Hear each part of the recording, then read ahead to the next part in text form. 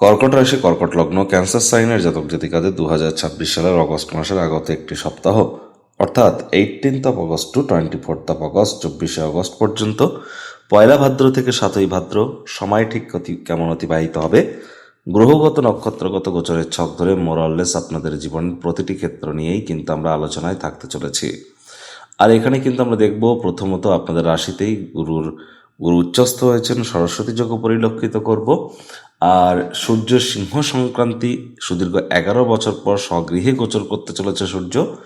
রাহু এবং মঙ্গলের নক্ষত্রগত ক্ষেত্র বিনিময়, শনি আপনাদের লাভভাবেই কিন্তু তিনি বক্রিয় হয়েছেন। তাহলে স্কিপ না করে পুরোটাই কিন্তু শুনতে হবে যদি ভিডিওটির প্রকৃত মর্মার্থ আপনারা উপলব্ধি করতে চান। পরিশেষে যেমন প্রতিকার নিয়ে আলোচনায় থাকি তেমনটি আছি।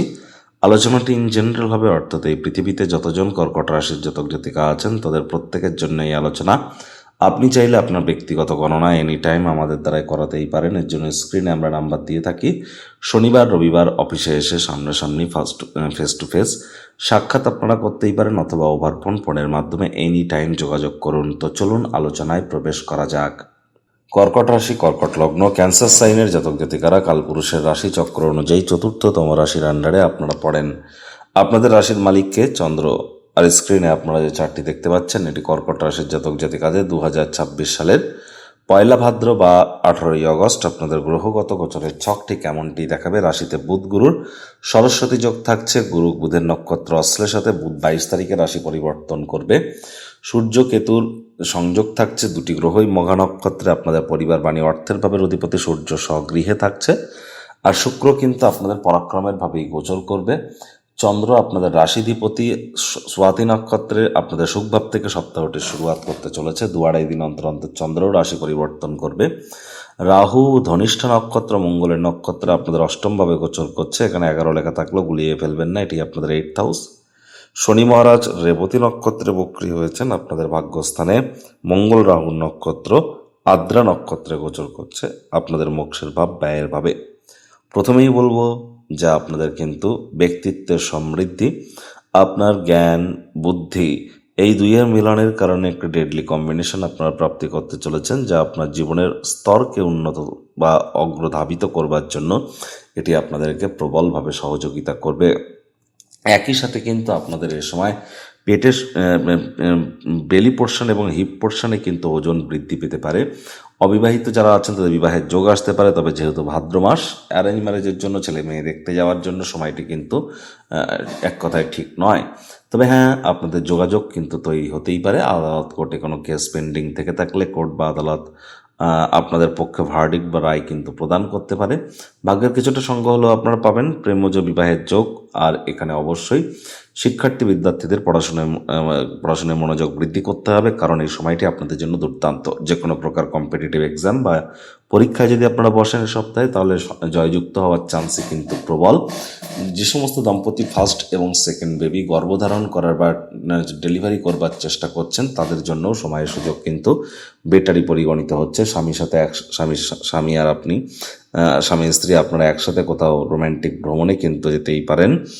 আর এই সময় কিন্তু অবশ্যই বিবাহিত জীবনে যারা আছেন তাদের ক্ষেত্রে বিবাহিত জীবনের মাধুর্যতা বৃদ্ধি পাবে।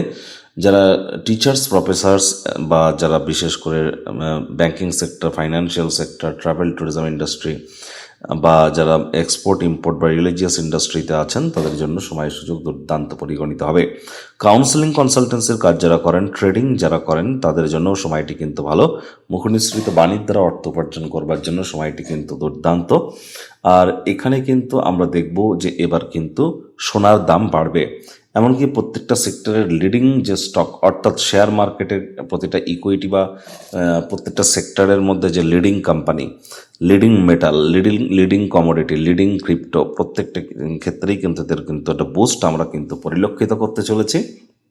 একই সাথে সরকারি চাকরিজীবী, রাজনীতিবিদ, নেতা মন্ত্রী, সরকার পক্ষ, শাসক দল, বিরোধী পক্ষে যারা আছেন, প্রাইভেট সেক্টরে অ্যাডমিনিস্ট্রেটিভ লেভেলে কাজ করেন, তাদের প্রত্যেকের জন্যই সময় সুযোগ দুর্দান্ত। আপনার leadership qualities, management skill, reputation, নাম্মান সম্মান, প্রভাব প্রতিপত্তি এগুলি কিন্তু বাড়তে চলেছে।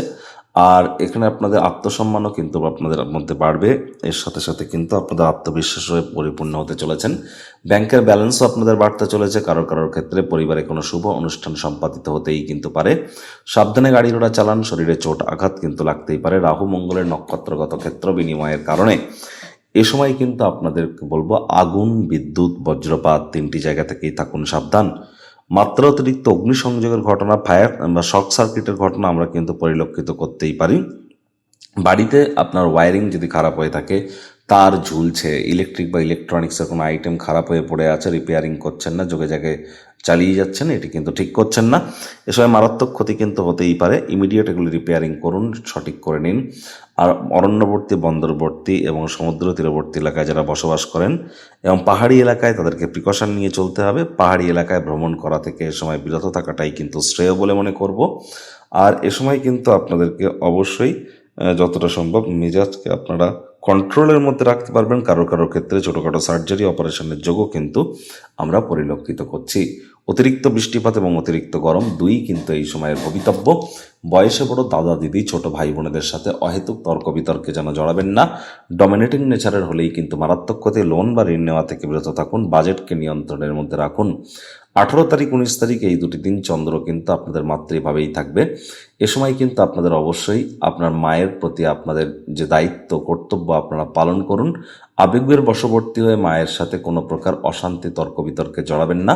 এবং মায়ের কারণে এই সময় আপনারা একটু মনোকষ্ট কিন্তু পেতে পারেন। মায়ের কারণে বা শ্বশুর মশাইয়ের কারণে। নতুন জমি, নতুন বাড়ি, নতুন গাড়ি এগুলি ক্রয় করবার জন্য 18 তারিখ 19 তারিখ সময়টি একদমই ভালো নয়। 18 তারিখ চন্দ্র রাহুর নক্ষত্র স্বাতি নক্ষত্রে থাকবে। কোনো প্রকার গুরুত্বপূর্ণ সিদ্ধান্ত গ্রহণ করবার জন্য 18 তারিখ দিনটি কিন্তু খুব একটা সুবিধাজনক নয়। আর 20 তারিখ, 21 তারিখ, 22 তারিখ দুপুরবেলা পর্যন্ত চন্দ্র আপনাদের ত্রিকোণভাবে গোচর করে নিচস্থ হবে। তবে কেন্দ্রপতির ত্রিকোণভাবে গোচর কিছুটা হলেও পজিটিভ ইম্প্যাক্ট তো দেয়। তবে হ্যাঁ, চন্দ্র এখানেই কিন্তু নিচস্থ হচ্ছে, যার কারণে 20, 21, 22 তারিখ দুপুরবেলা পর্যন্ত এই যে 2.5 দিন প্রেমের জীবনে একটু ভুল বোঝাবুঝি তৈরি হতে পারে। আবেগের বশবর্তী হয়ে, চঞ্চলতার বশবর্তী হয়ে আপনার প্রেমের জীবনে কোনো ভুলভাল সিদ্ধান্ত গ্রহণ করতে পারেন, যা ব্রেকআপের দিকে এগিয়ে নিয়ে যেতে পারে। প্রথম সন্ততি গর্ভধারণ বা ডেলিভারি করবার জন্য 20, 21, 22 দুপুরবেলা পর্যন্ত সময়টি কিন্তু ভালো নয়। যারা ট্রেডিং করেন এ সময় আপনারা অত্যন্ত প্রিকশন নিয়ে চলবেন। এই সময় কয়েকটি যেটি আমি বললাম, বিশেষ করে 20 তারিখ আপনার প্রথম সন্তান, আপনার প্রেমিক প্রেমিকা, এদের দিকে, আপনাদের স্বাস্থ্যের দিকে এদের আপনার অতিরিক্ত নজর কিন্তু প্রদান করে চলতে হবে। বাইরের খাদ্য খাবার খেলেই পেটের সমস্যা, বদহজমের প্রবলেম, লুজ মোশন এগুলি কিন্তু বেড়ে যেতে পারে। চন্দ্র কিন্তু আপনাদের আবার রোগঋণ শত্রুরভাবে গোচর করে যাবে ঠিক 22 তারিখ দুপুরবেলার পর। এখানে কিন্তু চন্দ্রমঙ্গল তখন সমসপ্তক হয়ে যাবে। রাগজেদ, অহংকার, ইগো এগুলিকে আপনারা কন্ট্রোলের মধ্যে রাখুন। এবং এ সময় কিন্তু আপনাদের ক্ষেত্রে বেকার যুবক যুবতী যারা আছেন, তারা যদি প্রচেষ্টারত হন, নতুন চাকরি, নতুন কর্মসংস্থানের যোগ আপনাদের থাকছে।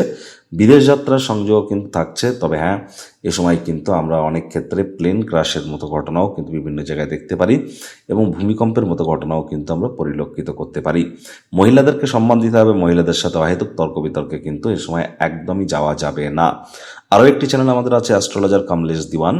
সেখানে সক্ষেত্রে সূর্য 1 বছর পর, বক্রী শনি 11ই ডিসেম্বর পর্যন্ত এবং গুরু গ্রহ বৃহস্পতির বুধের নক্ষত্রে উচ্চস্থ হওয়া, এই বিষয়ে আলাদা আলাদা 3টি ভিডিও আপনাদের রাশির জন্য আপলোড করা হয়েছে। সময় সুযোগ বুঝে দেখে বা শুনে নেবেন। ইউটিউবে সার্চ করুন অ্যাস্ট্রোলজার কামলেশ দিওয়ান লিখে। প্রতিকার স্বরূপ আলোচনা করতে গিয়ে আপনাদেরকে বলবো, স্ক্রিনে আপনারা দেখতে পাচ্ছেন নবগ্রহ বীজ মন্ত্র। পারলে 9টি গ্রহকেই শান্ত রাখবার জন্য এই নবগ্রহ বীজ মন্ত্র প্রতিদিন আপনারা 108 বার করে জপ করুন। একবার মুখস্থ হয়ে গেলে মাত্র 10 থেকে 15 মিনিট লাগে। এটি মনুষ্য জাতির সৃষ্টি নয়, স্বয়ং ব্রহ্মদেবের সৃষ্টি, যা কখনো অনর্থ হতে পারে না। ভুলভাল উচ্চারণ করলেও কোনো নেগেটিভ ইম্প্যাক্ট পড়ে না। একই সাথে 9টি গ্রহকে আপনারা শান্ত রাখতে পারবেন। এর থেকে বেটার কিন্তু আর কিছু হতেই পারে না। আর এখানে আপনাদের অবশ্যই চেষ্টা করতে হবে, যারা দীক্ষা নেননি ইমিডিয়েট দীক্ষা নেওয়ার। প্রোটেকশন কিন্তু তখনই পাবেন। শ্রমিক সম্প্রদায়, বয়োজ্যেষ্ঠ মানুষজনদের সেবা করুন। পিতার শরীর স্বাস্থ্যের দিকে নজর দিন। পিতার সাথে সম্পর্কের দিকে নজর দিন। হার্ডওয়ার্ক, কঠোর কায়িক পরিশ্রমের কিন্তু কোনো বিকল্পই নেই। পিঁপড়েদেরকে মারবেন না। আর হনুমানজির নাম জপ, ধ্যান আরাধনা করুন। চাঁদের আলো আপনারা গায়ে লাগান। শুক্রবার করে স্নানের জলে গোলাপ জল, আতর বা ইত্যার দিয়ে আপনারা স্নান করুন। তাবিজ, কবচ, মাদুলি পাথর, জেমস্টোন, শিকড় বাকড় এসব পরে কোনো লাভ হবে না। প্রতিবেদনটি আপনাদের ঠিক কেমন লাগলো, আপনাদের সুচিন্তিত মতামত আশা করি আপনারা নিচের কমেন্ট বক্সে লিখে জানাবেন। ভালো লাগলে একটি লাইক করতে ভুলবেন না। এই আশা রেখে আমি আমার বাণীকে এখানেই বিরাম প্রদান করছি। সংসারে অশান্তি, প্রেমে বাধা বা বিবাহে অনিশ্চয়তা, ব্যবসাতে ক্ষতি বা চাকরিতে ডামাডোল, অসুস্থতা, দুঃখ, দারিদ্রতা থেকে কিছুতেই রেহাই মিলছে না, পরীক্ষায় ফেল, তাহলে আর দেরি কেন? জীবনের যাবতীয় সমস্যার সমাধান করব আমরা। বাস্তুশাস্ত্র, সংখ্যাতত্ত্ববিদ্যা, লাল কিতাব, বৈদিক জ্যোতিষশাস্ত্র, কৃষ্ণমূর্তি প্রভৃতি পদ্ধতিতে জন্মছক বিচার করা হয়। প্রয়োজন অনুভব করলে স্ক্রিনে ফ্ল্যাশ হওয়া নম্বরে যোগাযোগ করতেই পারেন।